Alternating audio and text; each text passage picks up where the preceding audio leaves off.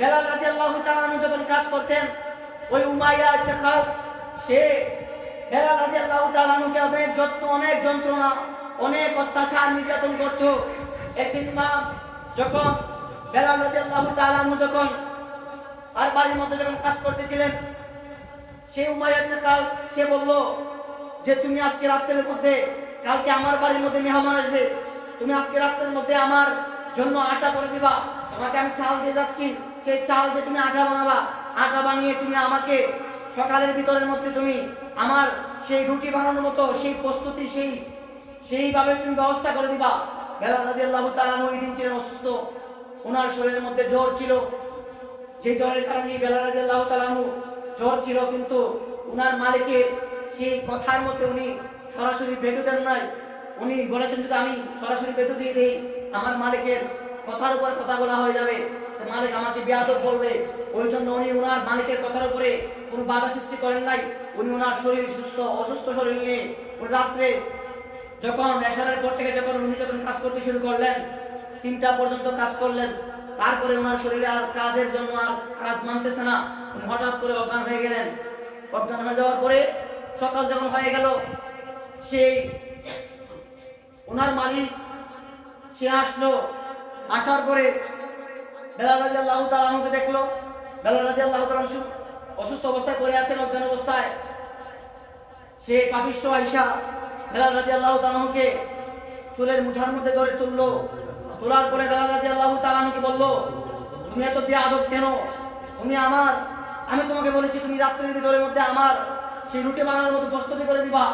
তুমি বেলাল এত বেয়াদব কেন? তুমি আজকে আমার জন্য এই কাজ করতে পারলা না।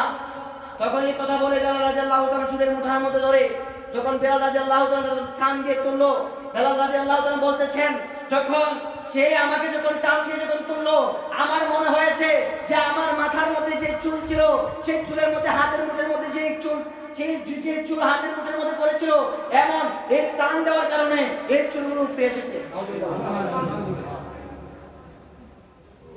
সেই পাপিষ্ঠ বেলাল রাদিয়াল্লাহু তাআলা আনহুকে যখন চুলের মুঠের মধ্যে যখন টান দিয়ে তুললো, বেলাল রাদিয়াল্লাহু তাআলা আনহুর মুঠের মধ্যে যত চুল পড়েছিল সব চুল উঠে চলে আসছে। বেলাল রাদিয়াল্লাহু তাআলা আনহুর মুঠের মধ্যে চুলের ধরে এমন একটা লাথি মারলো। বেলাল রাদিয়াল্লাহু তাআলা বললেন, আমি এই লাথি মৃত্যুর আগ পর্যন্ত, আমি বেলাল রাদিয়াল্লাহু তাআলা এই ভিতরের মধ্যে আমি মৃত্যুর আগ পর্যন্ত এটা অনুভব করছি। সেই বেলাল রাদিয়াল্লাহু তাআলা আনহুকে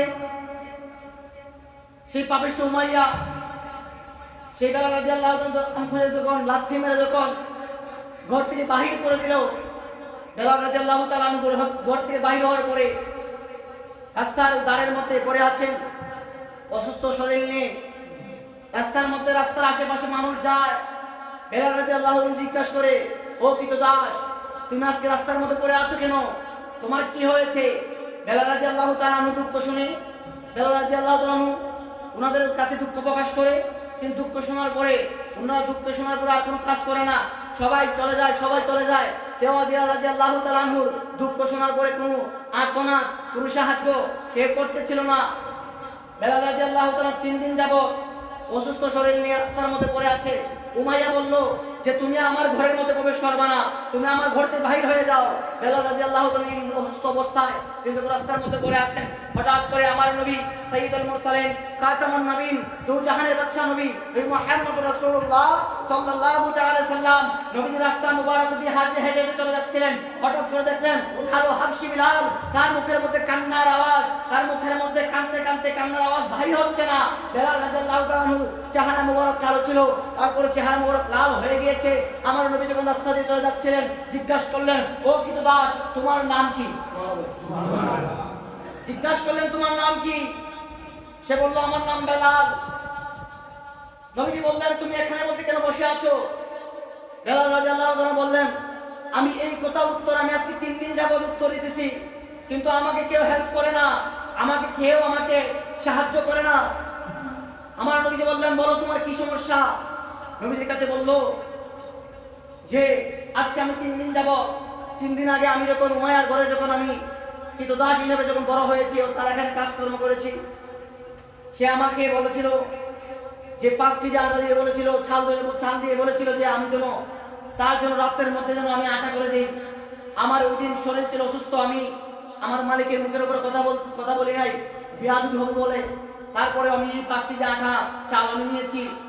আমি রাত্রভর আমি সেই কাজকর্ম করেছি, কিন্তু হঠাৎ করে আমার জ্বর এমন বেড়ে গিয়েছে যে জ্বর বেড়ে যাওয়ার কারণে আমি হঠাৎ করে অজ্ঞান হয়ে পড়ে গিয়েছি। আমার সেই ক্ষমতা আমার মধ্যে ছিল না।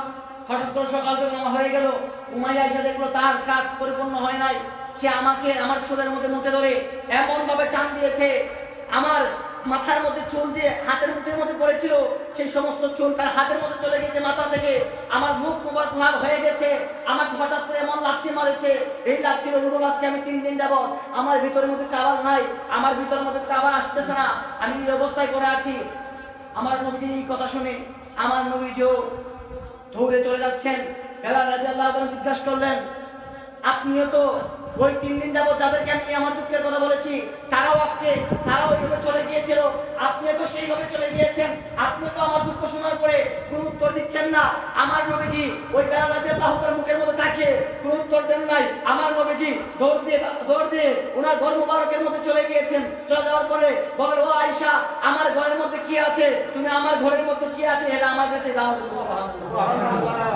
আয়েশা সিদ্দিকা রাদিয়াল্লাহু তাআলা আনহা বললেন, ইয়া রাসূলুল্লাহ, আজকে 3 দিন যাবত আমার এই চুলার মধ্যে কোনো আগুন জ্বলে না। ইয়া রাসূলুল্লাহ, আমার ঘরের মধ্যে কোনো কিছু নাই। ও ইয়া রাসূলুল্লাহ, পাশের বাড়ি থেকে আপনার জন্য কিছু হাদিয়া দিয়েছে, দুধ আর কুরমা দিয়েছে। ইয়া রাসূলুল্লাহ, এই কুরমা আমি অল্প কিছু খেয়েছি আর আপনার জন্য কিছু রেখেছি। ইয়া রাসূলুল্লাহ, এই কুরমা আপনি 3 দিন যাবত কিছু খাচ্ছেন না। ইয়া রাসূলুল্লাহ, আপনি এই দুধ এবং কুরমাগুলো নেন, নিয়ে আপনি এই দুধ এবং কুরমা পান করেন, পান করে আপনার পেটের খিদা নিবারণ করেন। আমার রাসূল বললেন, ও আয়েশা, শুনো, আজকে আমি আমার পেটকে নিবারণ করব।